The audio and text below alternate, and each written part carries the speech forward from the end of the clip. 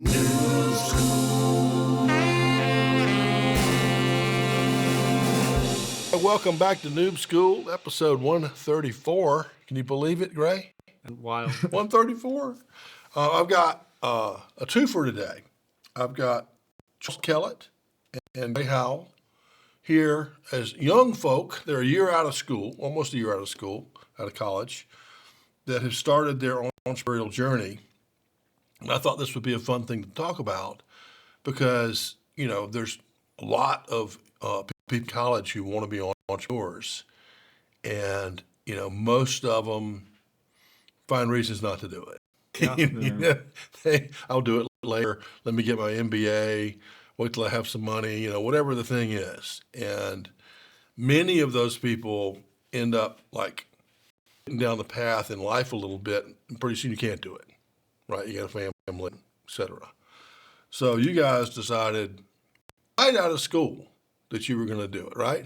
Yeah. 2 days after we graduated, we sat down in his living room and started. Yeah, we set up the LLC and just didn't stop. Wasn't it first going to be like like some more education? I remember talking to your dad about like making an entrepreneurial education. Maybe the business kind of came out of that. A little. That's how it initially started. We started late January, going second semester, and it basically just consisted of Charles and I meeting with Dad like remotely on like Zoom and phone calls, and he would just kind of like teach us the ropes. And we were antsy. We wanted to do it. Yeah. So we found the first thing that we started working on, and the rest was history. My father tricked me once. He said, John, what do you think the definition of having a business is? And I was like, well, you need a name, you need register the state, you need insurance, you need an office, you need blah, blah. And he goes, nope. He goes, you need a customer. Yeah. So if you get a customer, you got a business. Yeah. And then you can figure all those other details out, and you guys started with a customer. We did. Yeah. And it's a clinical trials company, right? A company that gets paid to do trials for some pharmaceutical company. Is that right? Yeah, That's so if Pfizer has a new drug they want to test or a new disease, then they'll push it out to all these different clinical trial sites, and they have to get people that actually have that disease or condition to come in and run through the trial. So we really started out with digital marketing, trying to get these people into the studies. Okay. And so, you know, again, if you use your scared brain, I would say, well, Pfizer, ooh, that's a big company, you know, and we're just starting out. We don't, you know, whatever. But really, this is a smaller, much smaller, Greenville-based company that does the trials that rolls up to Pfizer, right? Exactly. Yeah. And just need help. Right. What's the main thing you guys are doing for them? Helping them get the people in there? Yeah. Okay. So we started with just the marketing, you know, meta ads mainly, Facebook, Instagram, and because they had an issue with their marketing. Yeah. So we started with the marketing, and that was the bottleneck. And once we kind of got that down, then we started kind of moving into more of a consulting role and like, okay, what's the next? How can we make this better and better? Because we're result driven. Right. We don't get paid unless they make money. Which I love this because I know this because I've had you in training class, but your business model is we are going to get paid as a percentage of what we make for the company or save for the company. Absolutely. Instead of a fee. And it's more risky for you, but it's kind of easier to get the business too. It is. Yeah, especially with two 22-year-olds he was an accounting major and I was a finance major. We took our standard marketing classes, but we were learning on the go. Yeah, and the internet's a great tool for that. Right. YouTube especially. Yeah. Right. And so you found a client and you simply said, what's a problem you're having that we might be able to help you with on a contingency basis? And they said, are people registered and they don't show up for the trial or whatever? There was some kind of issue like that, right? Yeah. You know, so okay, we'll do it. You pay us this % if we get them in there, and you figured out how to do that. Yes. So we just figured out how to get the people in through the ads.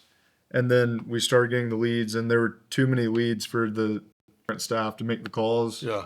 So then we were like, that's our next bottleneck. We need to start making these phone calls and pre-screening the patients before we can schedule them. And then after that, we filled up the schedule in a week. And then the next issue was getting more doctors. Yeah. So we had more slots to fill up. Yeah. So we just recently got a couple doctors. We were only responsible for getting one of them. Yeah, we only got one. But yeah, we've been trying to just figure out the next obvious thing, the next obvious problem.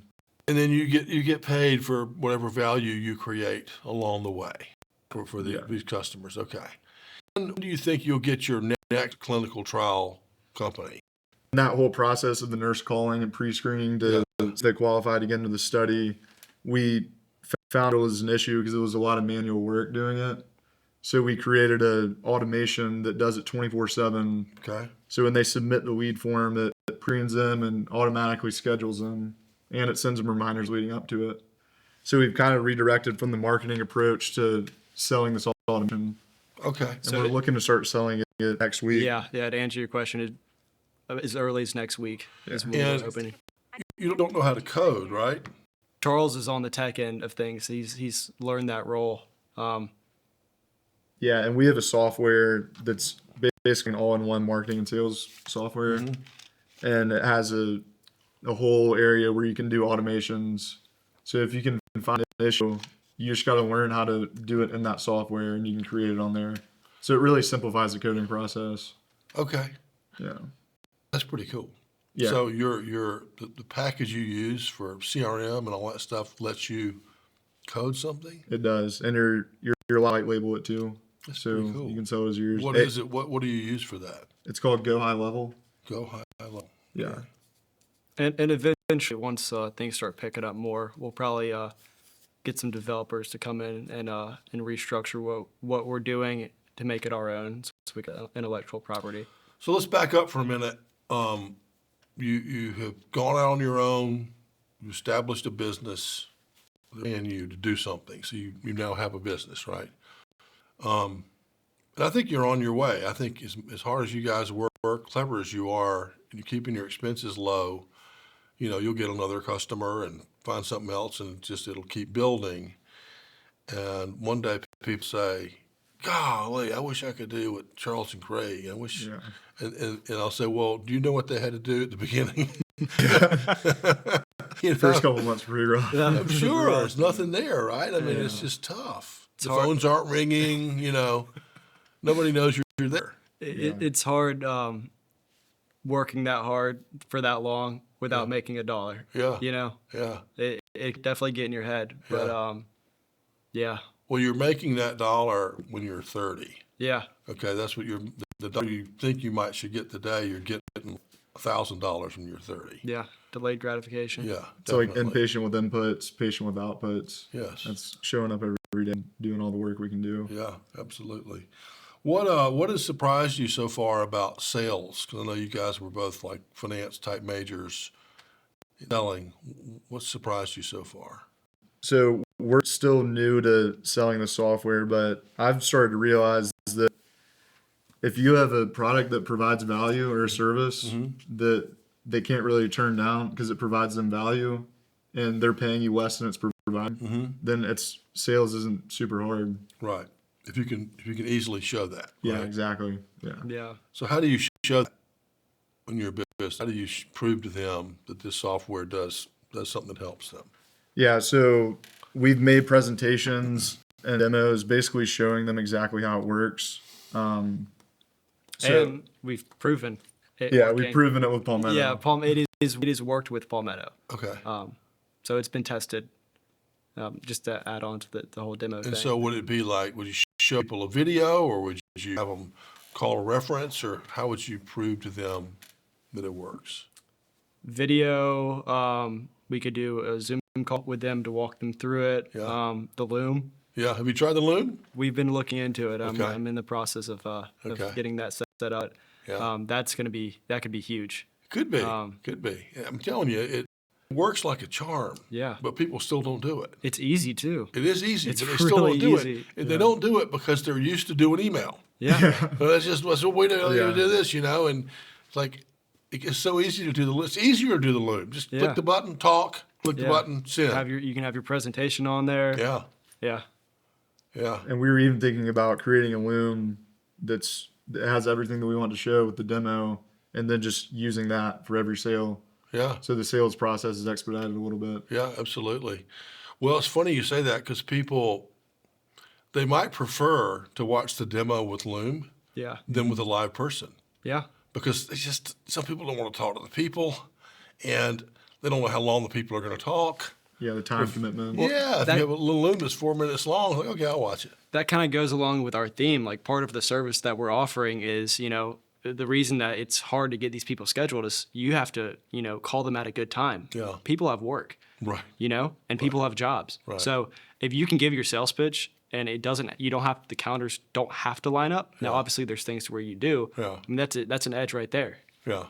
That's cool. So again, I keep trying to back up and I keep asking you more questions, but you guys both grew up in Greenville and you've been friends since first grade. First grade. Yeah, we went to Sarah Collins, met, went middle school, high school, college. Yeah. And we amazing. were neighbors growing up as Neighbors, and you Yeah. play sports together. well. Lacrosse and C-team football.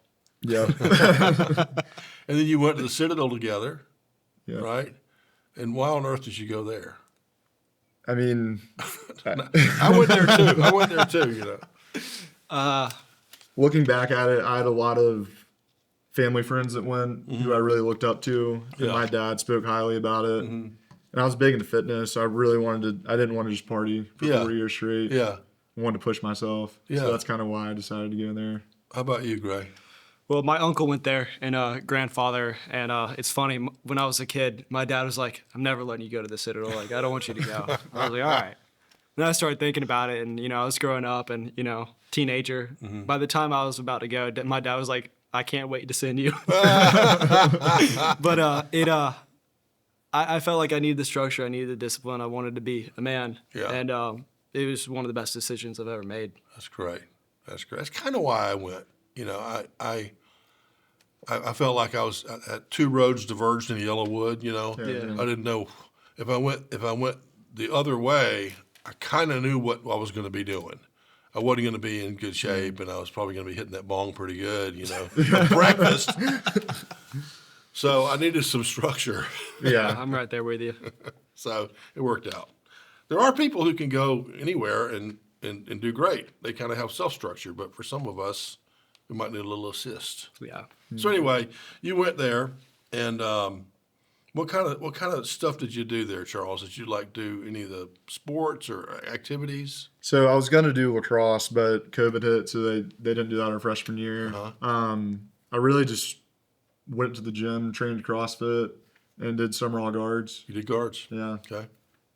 So that's about as far as I went in terms of That's pretty good. extracurriculars. That's pretty good. How about you, Gray? So I also went to that lacrosse meeting, Okay. but they basically told us, all right, and we're knobs at the time, Mm-hmm. so they were like, all right, well, we're gonna have a team, but y'all aren't gonna play anybody. Y'all are just gonna get conditioned all year. And we were like, well, we're already getting conditioned, so we decided not to do that. I mainly focused on the rank stuff, Okay. and then just going to the gym and Yeah. yeah, Well, you had a good experience. I did. Yeah. I enjoyed it. It taught me a lot. And so how soon did you know or start to think, I don't want to go get a regular job? Was it like during your senior year? Yeah. So that's actually how this whole thing started. Mm-hmm. I was looking into sales positions. I was thinking,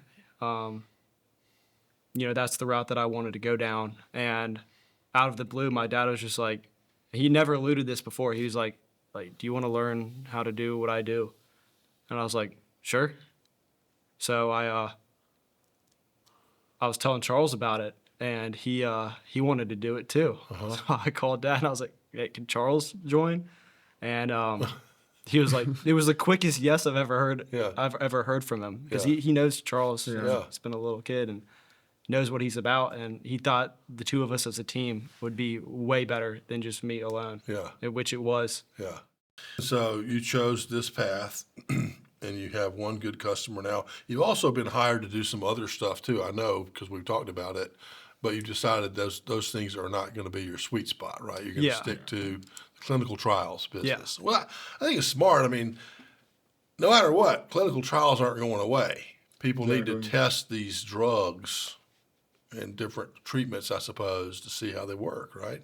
Yeah, and I was actually looking at a chart 2 days ago with Revel, our other partner, and the growth of clinical trials has been exponential in recent years. And I think it's because people are more unhealthy, so there's more opportunity for big pharma to make money. Yeah, true.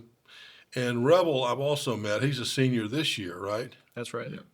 And when did you approach him about joining in and helping you with sales? So I've known Revel for a couple of years now from the Citadel, Uh-huh. and he was looking into digital marketing this whole past year. So I was talking with him when we decided we wanted to pursue this, and we were each going to do our own thing, then maybe converge. But we decided it's probably going to be better to have three of us.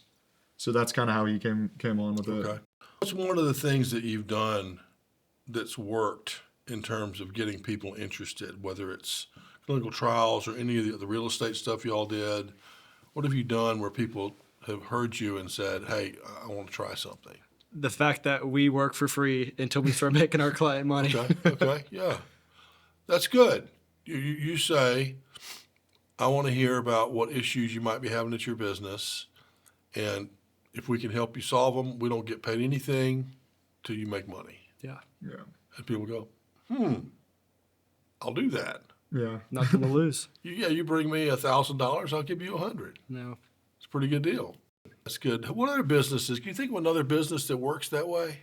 I think one. There used to be a business called I2, supply chain business, and their whole thing was we're going to come in, study your supply chain, Yeah. find out where the problems are.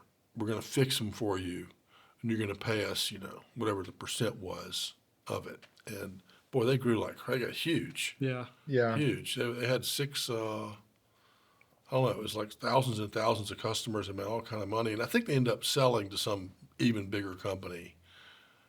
But it does resonate with people, particularly if they can easily track the savings. Yeah. Yeah, and I think you have to have low overhead costs, which we have because we're using technology. So you have the ability to go in and solve a problem, save them some money, and be able to delay that payment. I think that's a big thing to it also. Yeah. Good. It doesn't work in every situation because obviously you have to have that level of trust with the person Right. or company you're working with because, Right. they don't, and you're not, we don't have access to Palmetto's books. Right. So we're just kind of going on good faith. Yeah. But it works on Yeah, the scale that we're on. And I'll bet you at some point you'll offer people a choice. Yeah. You can say some people just pay us, X amount a month to do the work. Some people pay us a percentage, whatever you're more comfortable with. Yeah. And let them choose. Because as you get a track record, some people will get greedy. They'll think, I don't want to pay them that much, Yeah. Yeah. So that's okay. Just pay a fee. The new service that we're providing is not, we work for free. It is upfront. They pay us for the service just because it's not result driven. So this is a SaaS product to help schedule patients. Yeah. So it's pre-screening, scheduling, and then appointment reminders. The most appealing thing is the pre-screening and scheduling Okay. because it's 24/7. So most companies have a nurse calling only during the workday, and it's hard to get in contact with people nowadays. Yeah. So People Yeah. don't like answering the phone. And so you're going to sell that to clinical trials companies. How are you going to sell it? Meaning, is it like per company or per call, or how do you charge for it? Per study. Per study. We've got a monthly rate per study per clinical trials company. So that can vary. Some have 2 at a time, some have 6 at a time. And if they want to try it on, say a company has 3, they want to try it on 1 just to start out before they put it on the other 2, they can do that. So if somebody has 5 studies a month coming through our clinical trials company, you would say you're going to pay me how much per each? right now we're thinking 400, but a lot of these studies go from 3 to 6 months for the enrolling period. And we only charge them during that enrolling period. And each study is different questions. Yeah. So it's 400 per study. Okay. Okay. Yeah. So that way, if it's a small trials company and they only do 1 or 2 a month, they're going to pay you $800. Yeah. But if it's a monster one, they're going to pay you by the use. Yeah. Yeah. Okay. And that could be low just with the numbers in clinical trials. So some of it might be trial and error. How much would it typically save somebody for one trial? I mean, in theory, it can replace an employee. So an employee's salary. Okay. And if you break it down, if we get someone in on the weekend where they couldn't get in contact with that person, Yeah. but we did because we got in contact with them immediately with the automation. If they go in person, some of these trials, that's $2,000 to $5,000 just if they show up. Yeah.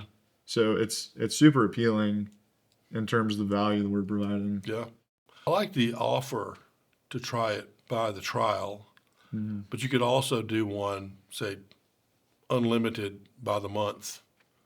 So your choice. You can do it by the trial, or you can pay us, $10 grand Yeah. a month, use all you want. So usually having options is good Yeah.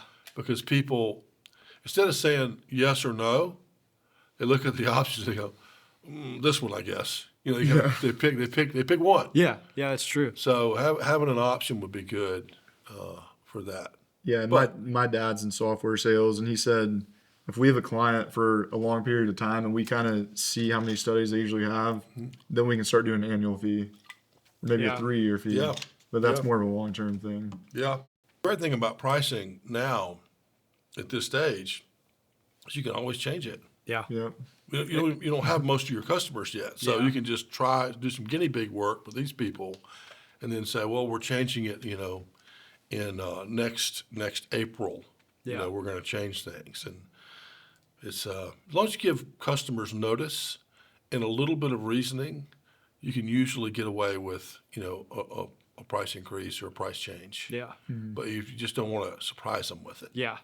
like Netflix did a couple of years ago. I know. I mean, why would they do that? They said, "Here's the new price; it's double." Thank you. Yeah. Everyone's got to do it. Yeah. And to go off of that, like the pricing and a lot of the logistics will change. We're especially with this part of the service, brand new. Yeah. It hasn't been pressure tested yet, so we're planning on changes and adapting to making it work better. Yeah, but I like the fact that you're following your company values and you're pricing it per trial. Making it aligned values. That's good. What about like AI in your business, like ChatGPT, Claude, and some of these others? Are you using it at all for your business? Yeah, so I'm more on the technical end of things, and ChatGPT has helped me a lot. Okay. I come across small problems that are roadblocks, and the ability to just search this issue in ChatGPT, it helps me move a lot faster. Yeah. So it's helped a ton. It's unbelievable. It is Crazy. It's So really how do I good. solve this problem? Yeah. Oh, okay, there it is. It's like it's like a super Google search because Yeah. you can have something super specific and it will give you step-by-step list of Yeah. exactly what to do. Are you like me? I'm not even using Google anymore. I don't I either. don't either. I mean, it's amazing. It's like it makes Google seem slow. Like Well, you have to do more I keep digging. reading these stock picking people. They'll say Google is a screaming buy right now, and I'm like, no, it's not. People aren't using it anymore. They just snap their fingers like Yahoo. Yeah. Yahoo used to be the best thing in the world, and one day it was just like over, no more Yahoo. Well, have you seen Google? They have an AI thing at the top of the search thing now. Yeah, I know. It's but not as You know good. what? I know. It's too late. Yeah. Too late. We've already moved on. Yeah. We've moved on. I actually use Grok, Okay. which is on X. I haven't It's checked it out. Elon's AI. Okay. Very good. Like $20 a month. There might be a free version, but the paid version is $20 a month, and I think it's going to be the most likely to be just the truth, Yeah. and not like leaning right or leaning left or any of that stuff. It's just like like Elon would say, here's the answer, and so that's why I like it. Plus, it's kind of funny. It's kind of humorous the way they answer some of the questions. But GROK, it's pretty good. Okay. Okay, well, let's move on to something I know you guys like to read because you're entrepreneurs. Let's go, we'll go all three for you first, Gray, and then Okay. we'll switch. Favorite book? So I haven't been reading as much as I would like to lately. Yeah. Just a lot going on. apart from the Bible, I've been, at least try to get 15 minutes a day in. I'd say business book, my favorite one is Rich Dad, Poor Dad. Okay. And then my favorite for fun book is probably The Hobbit. The Hobbit. Yeah. All right. I've been rewatching those movies. They're incredible. All right. And then favorite band? I'd say it's always changing. And I also listen to a lot of like individual artists, but I'd have to say favorite band would be Greta Van Fleet right now. Greta Van Fleet. Yeah. Dad and I Is that a person? It's a group. I mean, each one of those is a person? Greta Van and Fleet? I don't think. No, there's it's a group of people. Yeah. They're really similar to Led Zeppelin. Yeah. And they just call themselves Greta Van Fleet. Yeah, Does, they the, do. does the name mean anything? I have no idea. They just sound good. All right. Well, I haven't heard them yet. I have to listen to them. Yeah. Give them a listen. I like Led Zeppelin. All right. Favorite word? Patience. Patience. Yeah. It's been a big theme for me lately. Surprises me. Well, it's not something I'm necessarily the best at. Okay. That's why it's been on the top of my mind lately. It's something I'm trying to work on just with my personal life and on the business side of things. Patience it's a powerful word. Yeah. There's a lot of weight behind it, and it can do a lot of good. Well, I think it's a wonderful word because, you're not going to be, Steve Jobs tomorrow, right? It's going to take a while. Yeah. And if you think, we are going to get there, and maybe it's going to take 10 years. I mean, my business that we were successful with, I think I started when I was 25, and we sold it when I was 45. It took 20 years. Yeah. Seemed like a long time, but it was fun. Just like you guys are having fun. It was it's- like 20 years of fun and travel and closing deals and hiring people, and it was great fun. Yeah. But my dad told me when I was in college, he's like, all of my friends that are really successful took them 20 years on average, Yeah. to get there, and by that time you guys will be in your early 40s, and you might just want to keep on going, but you might say, well, let's work on Act 2 now. What to do next? But I like the word. I'm glad you chose it. I appreciate it. All right, Charles, how about you? What is your favorite book? Favorite book? I would have to say Unbroken. There's a movie on it too, but the book's a lot better. It's about the Olympic athlete who was in the prisoner of war camp in World War II. Okay. It's phenomenal. It's a great story. Okay. And favorite band? So I've been listening to a lot of Dire Straits lately because I've been getting big into electric guitar. Yeah. I started playing a little over a year ago. Yeah. And Mark Knopfler, he's one of the best to ever do it. Yeah. They're good. Oh my gosh. That's right. I was about your age, I think, when they were really popular. We used to just wear it out, listen to that. Yeah, it never gets old. MTV and all that stuff. So good. How about favorite word? So it's actually on the back of my ring. It's the name of a poem. It's Invictus. Okay. It means unconquerable. It's just a really good poem that I like to go back to sometimes. Just getting through hard times. Good. Well, that's good. I'm glad you got it on your ring. You remember it. Yeah. This is the chance for you guys to promote your business. So I want you to tell them what it is. And then if anybody, knows any clinical trials people, how to contact you. The business name is Sentinel Spark, and we deal with the patient recruitment to the person coming in for their first appointment. So that entire process. We have an automation that does the pre-screening and scheduling for us and the appointment reminders. We have a website, sentinelspark.net. Sentinel Spark. Sentinel Spark. Okay. Yeah. Okay. And then we're both on LinkedIn. Yeah. Charles Kellett and Gray Howle. Yeah. And we also do marketing in addition to the service. But we're young. We, like you mentioned, we are working on some things outside of the clinical trial space. So if anybody's, wants to talk or has an idea, just reach out. Yeah, you can hire these guys on an incentive program to do whatever. Yeah, and we'll go out to lunch with anybody. Yeah, we love going out to lunch. Yeah, with we people. love you we like love a just free to lunch, talk, don't just yeah. Well, I'm real proud of you, and you've definitely taken another road not taken, out of school. And we'll keep up with you over the years. We'll have you back, maybe come back in a year and tell us how things have gone. And maybe you have 10 trial companies by then. Hope so. Pretty cool. All right. Well, thanks for being here. Yeah, you, thanks for John. having us All on. right. Appreciate Great it. job.